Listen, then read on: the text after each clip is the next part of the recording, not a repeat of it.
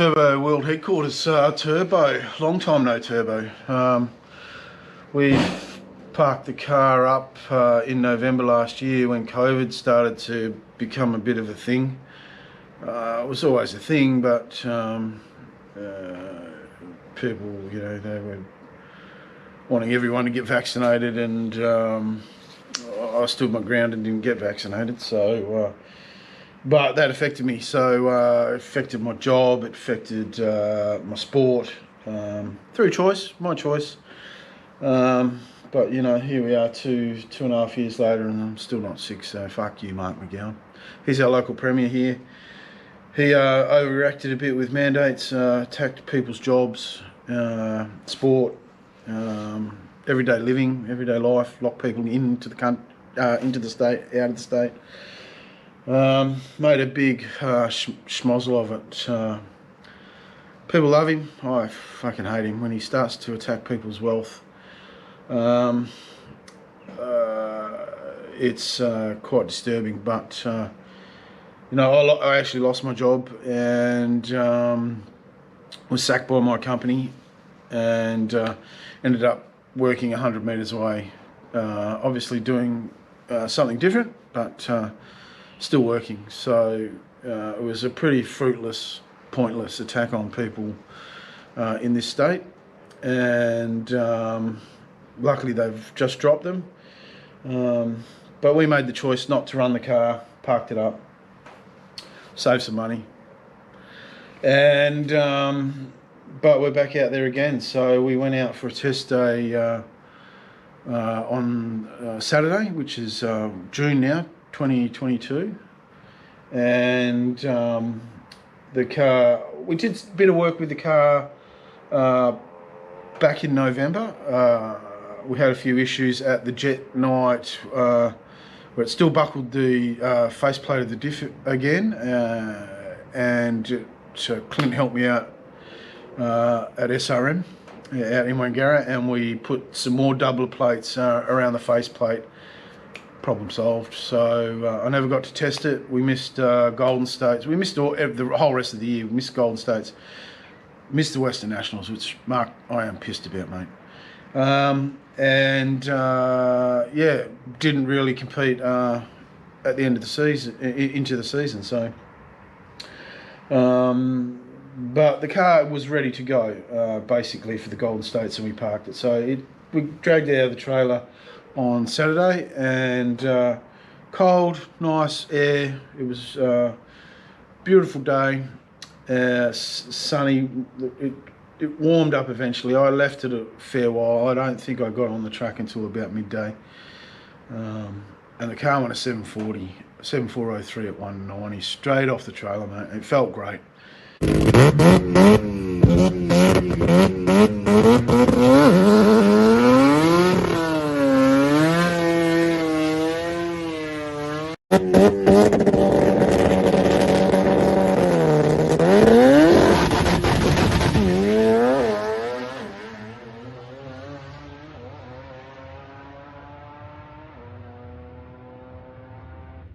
And gave me a huge amount of confidence. So we went away, put it back in the pits.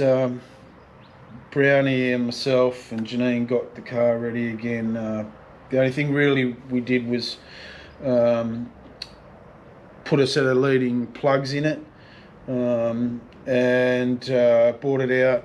Had a bit of a mishit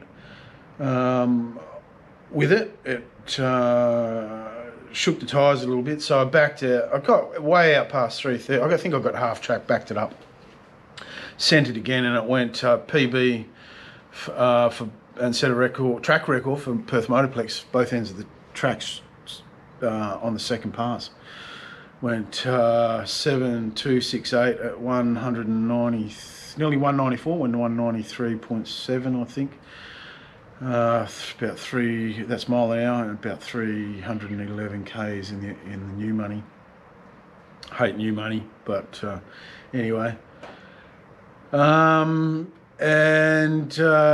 so that gave us. I was happy to put the car away. We want to travel up to Darwin in the next fortnight for Nitro up north, and I wanted to make sure the car was okay to travel. So I nearly put it away, and something said go out and have another go. So 5:30 we brought it back out again to have a hit, and it went like a Gemini with a V6 Commodore engine in the wet.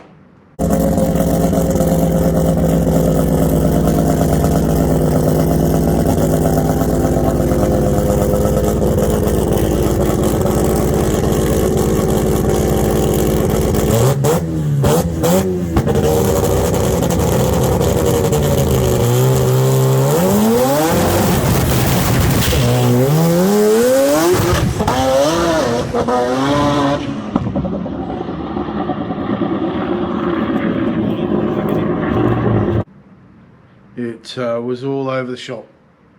It was quite lucky in a way. I didn't have any real speed on the car, about half track, and in the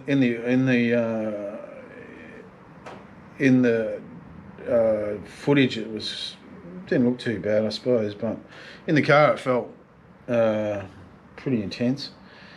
And when we got I noticed a bit too late the dash flashing at me, and it does flash at me sometimes with low oil pressure, low oil fuel pressure sometimes, and it was oil pressure. I noticed oil pressure, so I flicked the power off straight away, and I'm pretty sure we've saved it, but I won't know until we get over to Go Gear and grab some more dash 12 hose and fix that quickly, and whether it's right to go. But I would have hoped to have gone all the way to Darwin and had that to happen on the first pass.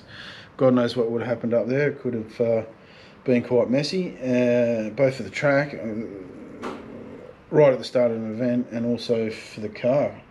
The only real bonus out of it for me, if there was any, is it's pretty much rust-proofed the whole drive side of the left-hand side of the cars.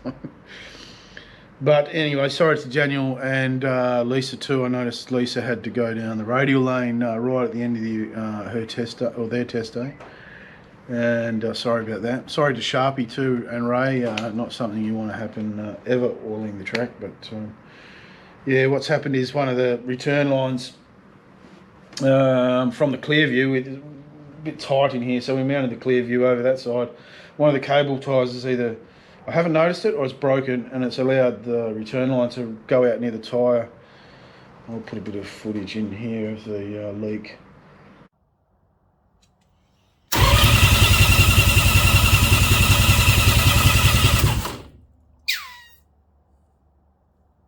I love the little sound it makes.